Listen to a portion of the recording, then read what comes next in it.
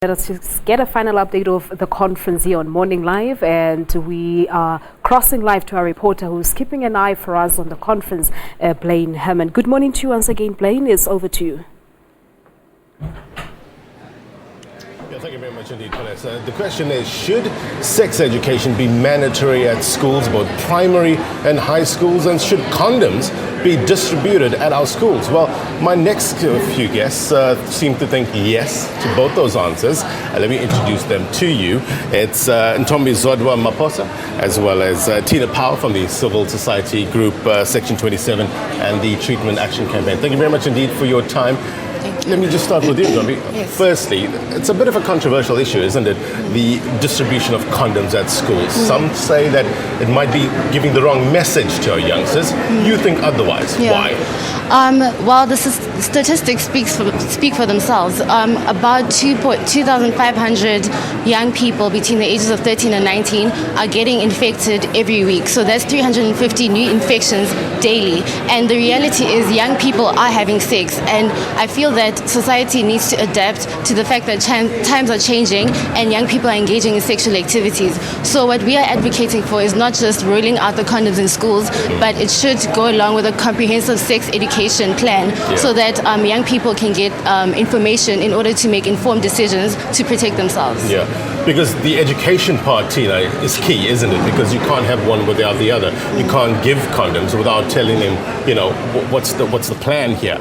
Exactly right. Our current education is not good enough. The allo lessons that our learners are receiving are too conservative. They are not dealing with the real issues. They are not teaching learners about sexuality, sex, consequences.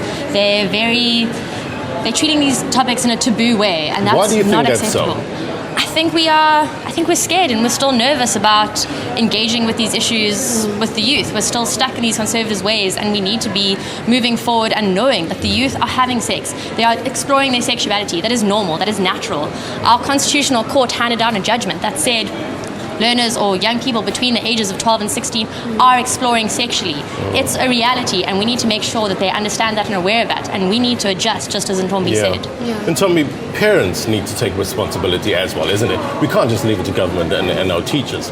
Parents need to play a more instrumental role in educating, being more open, I guess, with their kids. Yeah, I definitely agree that it does start at home sometimes, but because of lots of different cultural values, especially in rural areas, it might be a bit difficult for some parents to accept that their kids are having sex. So we feel that schools should be that safe place in order to empower the youth. So if it starts there, I think parents might be more open to the idea, and so that we can start a dialogue between parents and children about these issues, because we need to protect the youth. You mentioned rural areas. Now, in our approach in terms of awareness, should it be different when we approaching youth from rural areas as opposed to urban areas? What do you think? Should there be a fundamental different approach? I don't think so. I think we need to stick to the comprehensive sex education. It should be the same. It should all be about providing the relevant information and empowering the youth. So I don't think it makes much of a difference whether it's rural or urban, but the basis should be on the sex education, especially. You agree, Tina? I mean, what about using what the youth are used to? Music, social media, art, theatre. What about Sure, using I those think two? those are phenomenal ideas. I think we need to make it engaging and fun and make sex a topic that's not uncomfortable to talk about. Make it something that you can openly address and discuss with people. Make it fun, but also keep the serious element of HIV and AIDS and the consequences and how to protect yourself. So I fully agree. Social media, make it fun, quirky, get artists involved, get different varieties of stakeholders involved to make this a fun topic that the youth will engage with and will learn from. Civil society has a voice here.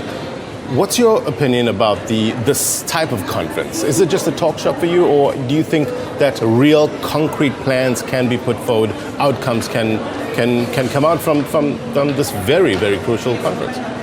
To be honest, I'm very disappointed about the youth. Where are they? We are addressing the youth, We keep talking about the youth and this emergency age group between the ages of 15 and 24. Where are they? Why are they not sitting in the plenary sessions? Why are they not asking questions? Why are we not addressing them? We try to mobilize a whole bunch of youth delegates who are in the global village, but they can't come and attend today's session.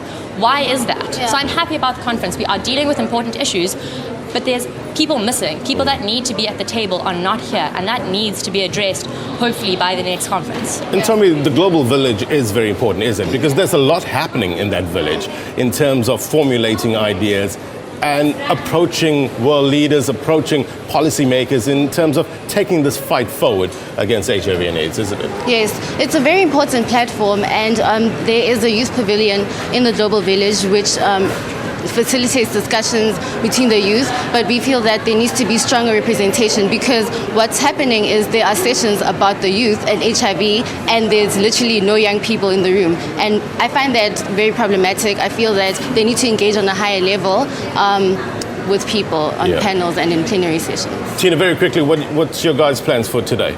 So today, Minister Aaron Motsoaledi will be chairing the plenary session.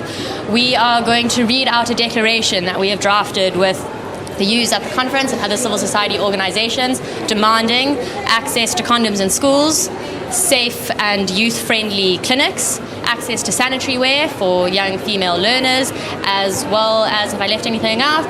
No, those are the three things that we will be demanding. We'll be reading out the declaration, and hopefully he will sign it and take this forward. We hope that he can engage with the Department of Education, and together the Department of Health and the Department of Education can fix this and address this really serious problem. Busy day ahead. We'll let you two go ahead.